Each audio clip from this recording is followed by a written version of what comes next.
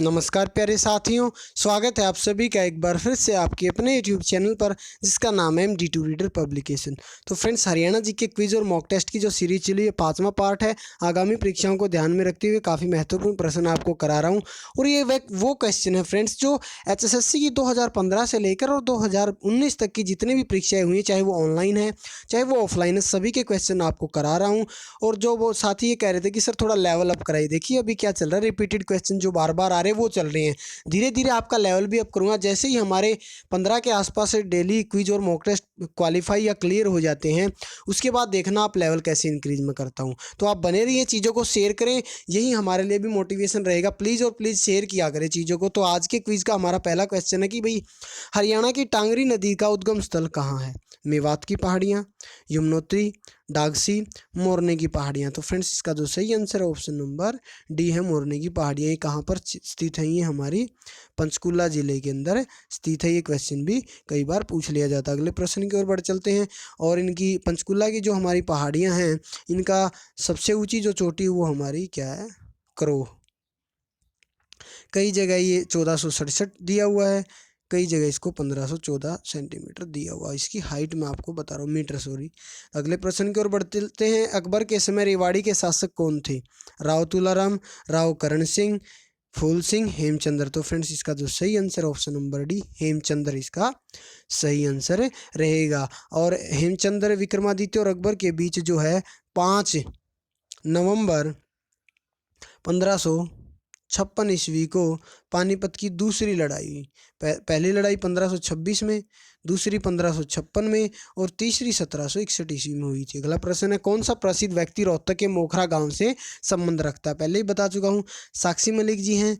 Rio Olympic 2016 में इन्होंने कांस्य पदक जीता था, ठीक है, और 13वें दिन यह पदक जीता था। शेयर करें भाई, शेयर करें सभी, जितने ही भाई आ गए एक बार शेयर कर दें। लेवल अप हो जाएगा, धीरे धीरे हो जाएगा जी लेवल, आपको पता भी नहीं चलेगा, इस लेवल की तैयारी हो जाएगी। सुल्तानपुर पक्षी विहार हरियाणा के किस जिले में है? तो सुल्तानपुर हमारा हरियाणा के गुड़गांव जिले के अंदर स्थित है सुल्तानपुर, ठीक है। 1989 ईस्वी में पहले क्या था? ये पक्षी अभ्यारण्य था। और पक्षी विहार है, पहले पक्षी अभ्यारण्य था। 1989 ईस्वी में इसको क्या कर दिया गया? राष्ट्रीय पार्क बना दिया गया, ठीक है। यह प्रवासी जो हमारे विदेशों से जो पक्षी आते हैं उनके लिए प्रसिद्ध, और इसका जो क्षेत्रफल है 1.43 वर्ग किलोमीटर है, ठीक है। अगले प्रश्न की ओर बढ़ चलते हैं। राष्ट्रीय दुग्ध उत्पादन अनुसंधान संस्थान किस नगर में स्थित? Option A Yamunanagar, option B Panipat, option C Faridabad, option D Karnal, ठीक है। करनाल, NDRI भी इसको आप कहते हैं। इसकी स्थापना 1955 ईस्वी में करनाल के अंदर हुई थी। इस चीज़ को भी आप ध्यान रखें, क्वेश्चन इंपॉर्टेंट है, कई बार पूछा गया है। इसके अलावा अगर मैं आपको और भी एक दो चीज़ बताऊं तो राष्ट्रीय डेयरी अनुसंधान बता दिया 55 करनाल के अंदर। गेहूं अनुसंधान निदेशालय अगर आ जाए तो इसका आंसर आपको कमेंट बॉक्स में देना है। मैं बता देता हूँ, गेहूं अनुसंधान निदेशालय कहाँ पर स्थित है? करनाल में। इसकी स्थापना कब हुई? इसका आंसर आपको कमेंट बॉक्स में कमेंट करना है। केंद्रीय भैंस अनुसंधान संस्थान आ जाए तो इसकी स्थापना 1985 ईस्वी में हिसार के अंदर हुई। आपको बताने गेहूं अनुसंधान निदेशालय की स्थापना कब हुई। अगले प्रश्न की ओर बढ़ चलते हैं। हरियाणा सरकार में पूर्व मंत्री नरबीर सिंह किस चुनाव क्षेत्र से संबंध रखते थे? तो friends, option A Ambala Cantt, option B Sonipat, C Badshahpur, D Faridabad. तो इसका जो सही आंसर है वो है हमारा बादशाहपुर, ठीक है। बादशाहपुर इसका सही आंसर रहेगा। अगले प्रश्न की ओर बढ़ चलते हैं। हरियाणा के गठन के समय यहाँ कितने जिले थे? 7, 10, 9, 8। तो फ्रेंड्स, हरियाणा के गठन के समय यहाँ पर हमारे 7 जिले थे जी, 7। अगर मैं बात करूँ कौन कौन से 7 जिले थे, तो गुरुग्राम, हिसार, जींद, करनाल, 4 तो ये हो गए GHJK, ठीक है। गुरुग्राम, हिसार, जींद, करनाल, उसके बाद महेंद्रगढ़, रोहतक और अंबाला। ये हमारे 7 डिस्ट्रिक्ट थे जी जब हरियाणा 1 नवंबर 1966 को बना। दिल्ली की गद्दी पर बैठने वाला अंतिम हिंदू शासक कौन था?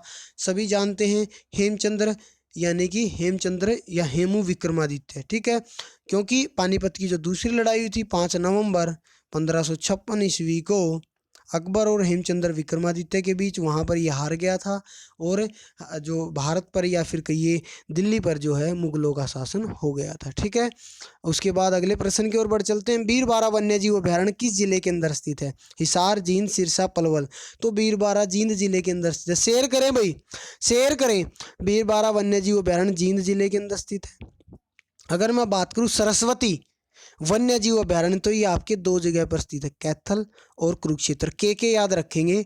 सरस्वती वन्यजीव अभयारण्य के लिए, सरस्वती वन्यजीव अभयारण्य के लिए आप के याद रखेंगे। अगर आ जाए आपका बीरबारा, ये हमारा जींद है, मैंने आपको बता दिया। महिला पर्वतारोही जिसने 2 बार माउंट एवरेस्ट पर विजयश्री प्राप्त की। Option A Santosh Yadav, option B Sunita Sharma, option C Malleswari, option D Mamta खरब।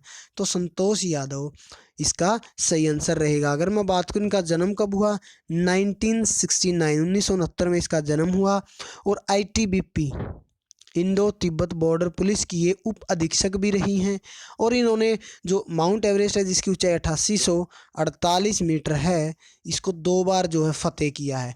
एक बार 10 मई 1992 को, और इसी दिन यानी कि 10 मई 1993 को भी, यानी कि लगातार 2 साल इन्होंने माउंट एवरेस्ट को फतेह किया है। अगला प्रश्न है, थानेसर नामक स्थान किस राज्य की राजधानी रहा? थानेसर हमारा हर्षवर्धन के राज्य की राजधानी रहा। और ये हमारा KUK यानी कि कुरुक्षेत्र जिले के अंदर थानेसर नामक स्थान आता है। इस चीज़ का आप ध्यान रखेंगे। अगले प्रश्न की ओर बढ़ चलते हैं। ये भी काफ़ी अहम प्रश्न है, ठीक है, देख लेते हैं। खिलाड़ी राहमेर सिंह का संबंध किस खेल से है? खिलाड़ी Rahmer Singh, option A kabaddi, option B hockey, option C गोला फेंक, ऑप्शन डी हैंडबॉल। तो खिलाड़ी राहमेर सिंह का संबंध हमारा कबड्डी से है। इसी प्रकार से अगर मैं कुछ एक और खिलाड़ियों की बात करूं, ममता खरब अगर आ जाए, ममता खरब किस खेल से संबंध रखती हैं? हॉकी से रखती हैं। ममता खरब हॉकी से रखती हैं। एक प्रश्न आपके लिए भी छोड़ूंगा, चिंता ना करें। तो अगर मैं बात करूं संदीप कोठिया, संदीप कोठिया किस खेल से संबंध रखते हैं? इसका आंसर कमेंट बॉक्स में कमेंट करना है। और बहादुर सिंह किस खेल से संबंध रखते हैं? इसका भी आपको कमेंट बॉक्स में कमेंट करना। अगला प्रश्न है, हरियाणा में राज्यसभा से कितने सदस्य मनोनीत होते हैं? 5 सदस्य मनोनीत होते हैं। लोकसभा 10, कई बार बता चुका हूँ, राज्यसभा 5, विधानसभा हमारी 90+1। अभी भी गलत करोगे तो सर कुछ नहीं कर सकता मैं, ठीक है। अगले प्रश्न की ओर बढ़ चलते हैं। 1526 में बाबर और इब्राहिम लोदी के बीच प्रसिद्ध युद्ध कहाँ हुआ था? 1526 ईस्वी में बाबर और इब्राहिम लोदी के बीच जो प्रसिद्ध युद्ध हुआ था वो पानीपत के अंदर हुआ था। और पानीपत की पहली लड़ाई के नाम से इसे जाना जाता है। इब्राहिम लोदी और बाबर के बीच में ये युद्ध हुआ था। अगर एग्जैक्ट डेट की मैं बात करूँ तो 21 अप्रैल 1526 को आपका ये युद्ध हुआ था। और इसमें किसकी हार हुई? इसमें इब्राहिम लोदी की हार हुई थी और बाबर इसमें जीत गया था। अगले प्रश्न की ओर बढ़ चलते हैं। तब तक शेयर कर दें भाई। अंतरिक्ष अभियान में कल्पना चावला की मृत्यु कब हुई? कल्पना चावला की मृत्यु मेरे हिसाब से 1 फरवरी 2003 को हुई। बिल्कुल सर, यही आंसर है, 1 फरवरी 2003 को कल्पना चावला की मृत्यु हुई। यह भारतीय मूल की बहुचर्चित महिला थी। इनका जन्म कहाँ हुआ? इनका जन्म करनाल के अंदर हुआ। अगर ये पूछ लिया जाए कहाँ हुआ, करनाल पूछ लिया जाए कब हुआ, तो 1 जुलाई 1961 ईस्वी को कल्पना चावला का जन्म हुआ, ठीक है। इन्होंने भारत में अपनी एरोनॉटिकल इंजीनियर की BSc की पढ़ाई 1982 में करके ये अमेरिका चली गई, ठीक है। अगले प्रश्न की ओर बढ़ चलते हैं। अगला भी काफ़ी महत्वपूर्ण प्रश्न है हरियाणा के दृष्टिकोण से। हरियाणा में भैंस की कौन सी नस्ल प्रसिद्ध है? वेरी इजी क्वेश्चन, सभी जानते हैं, मुर्रा। तो ये कुछ क्वेश्चन ऐसे होते हैं जो आते ही आते हैं, कितने ईजी ना हो उनको गलत ना होने दिया जाए। तो अगर बात करें हरियाणा में वर्तमान पशुधन की संख्या, तो फ्रेंड्स क्या है, टोटल जो पशुधन है हरियाणा के अंदर 90.5 लाख है। जिसमें से अगर मैं बात करूं मवेशी कितने हैं, 15.33 लाख। और मैं बात करूं भैंस की तो वो 59.33 लैक्स। तो ये आपका सही आंसर। हरियाणा के प्रथम राज्यपाल कौन थे? हरियाणा के प्रथम राज्यपाल धर्मवीर जी थे। अगर क्वेश्चन आ जाए सबसे ज़्यादा समय तक हरियाणा के राज्यपाल कौन रहे, तो वो BN चक्रवर्ती हो जाएगा, ठीक है। इस चीज़ का आप ध्यान रखेंगे, ये भी काफ़ी इंपॉर्टेंट क्वेश्चन है, ठीक है। सबसे पहले धर्मवीर है, सबसे लंबे समय तक वीरेंद्र नारायण चक्रवर्ती। और आ जाए सबसे कम समय तक, तो सबसे कम समय तक ओम प्रकाश वर्मा। ओम प्रकाश वर्मा सबसे कम समय तक हरियाणा के राज्यपाल रहे हैं। इस चीज़ का आप ध्यान रखेंगे। अगले प्रश्न की ओर बढ़ चलते हैं। हरियाणा दिवस कब मनाया जाता है? 1 नवंबर को, क्योंकि 1 नवंबर 1966 को हरियाणा 17वें राज्य के रूप में अस्तित्व में आया और संविधान संशोधन 18वां था। क्षेत्रफल की दृष्टि से जो है हरियाणा का देश में 21वां स्थान है। तो ये छोटी छोटी मगर मोटी बातें हैं, इनको गलत न होने दिया जाए। मंजी साहब गुरुद्वारा कहाँ पर स्थित है?